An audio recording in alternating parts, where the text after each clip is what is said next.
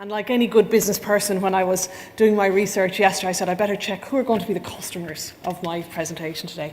And when I looked at them, I was absolutely stunned at the range of people and the level of the people who were attending this conference in terms of all of the various cities we were talking about, senior policy makers, senior decision makers involved. And it struck me that in terms of the agenda of today, wasn't that a really great first step, that we had so many really significant people who are in the room together and talking together, and that struck me as a really important point.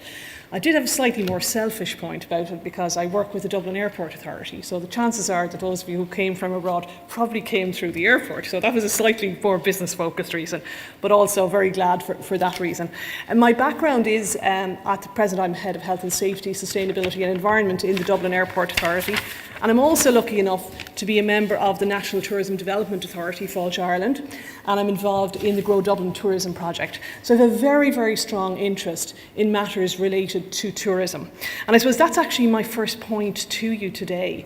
As people who are involved in cities and city development and looking to the future, I would suggest to you one of the really important elements that you should be considering is how you can grow tourism in your own localities, because tourism has a very profound effect on the areas in which it develops.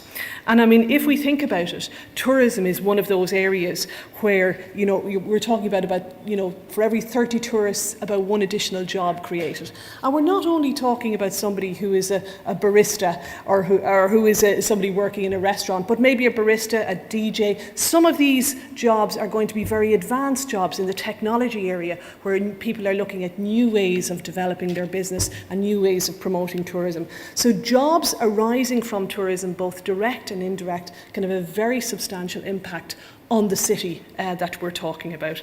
And let's face it, tourism supports in such a hugely strong way the kind of really important cultural events which all of us as citizens of all of these cities take for granted. So I think tourism as a development mechanism has a really profound effect, both in terms of its direct economic benefit, but that the type of development which we will put in place to encourage tourism is exactly what we as citizens want and value. And it supports all of those aspects of our city and culture that we are really keen on developing. Now, I suppose the question then is, how do we try to think about doing that? And I thought I might give you an illustration from the airports industry. I don't know how aware all of you are that actually one of the things that airports are really very good at is sharing information. We share information with one another a lot. Now, we're not talking about share sensitive information. I have to be very, very clear on that, because a lot of airports are, of course, publicly quoted companies. Not that kind of information. But there are lots and lots of committees which work together really effectively to tell one another how they do things at different airports. So there's a trade body, Airports Council International, which operates at European level and world level, and there are various committees which are set up and which operate under that. So there's a committee on policy and economics and environment and security, and all of these key issues that are of real import to us as businesses. And lots of airports go to these. And I suppose the question is, why do we think this is valuable? Well, if you think about it, an airport is not like a pub or a supermarket. You're not going to find another one down the road. There's a lot of specialist knowledge required to develop a complex organisation like an airport. So by sharing information with airports in other countries or in other regions, we cut down the learning curve. We get information which assists us in developing our own people, which assists us in doing things better, and which assists us also in becoming aware of what's coming down the line from a policy perspective.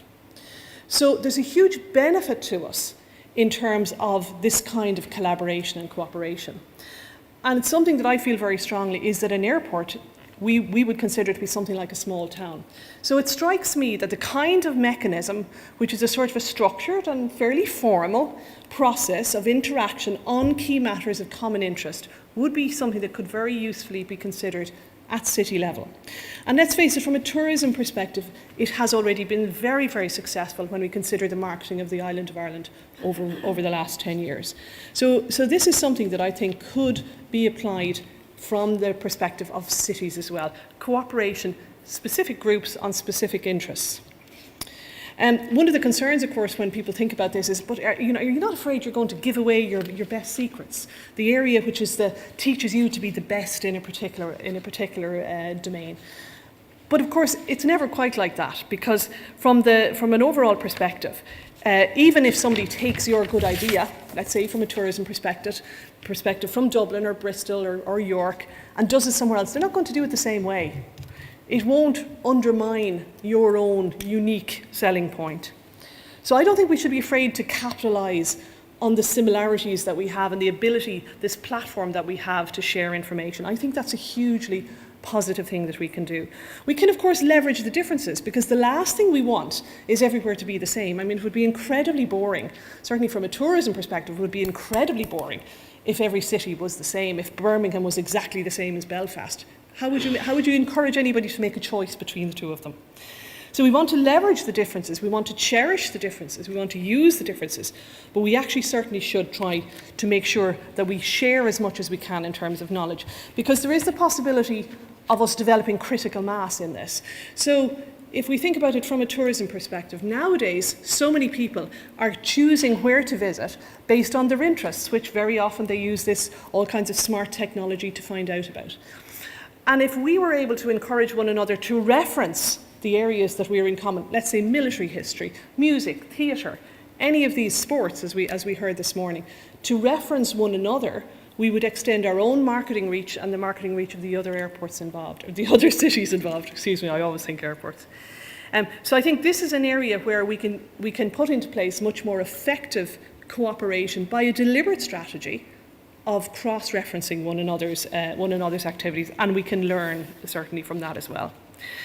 Now, I suppose in terms of where we develop as cities, it's very obvious that how we go forward, the kind of planning we have into the future, is absolutely critical. One of the features of Dublin Airport that I think is most impressive as somebody who works there now is the way back in the 1970s, when there was less than 500,000 passengers, some of the planners sat down and they thought about developing a parallel runway system which would cope with 30 to 40 million passengers per annum. And at that point, they reserved the land for that, and in such a way that even though, despite all of the development over the last 20 years, Dublin Airport would have far fewer of the kind of noise problems that many of the cities in the UK and around Europe would have. So that was really, really good planning.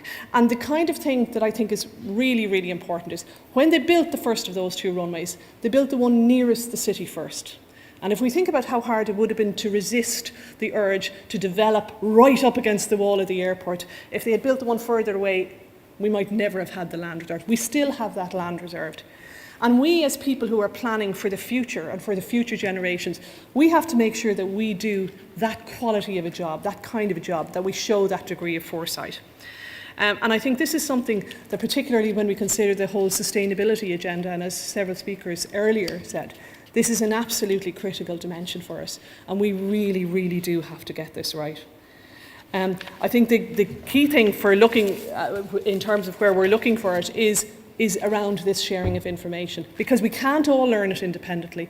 The value to us will be in sharing ideas and seeing how we apply them.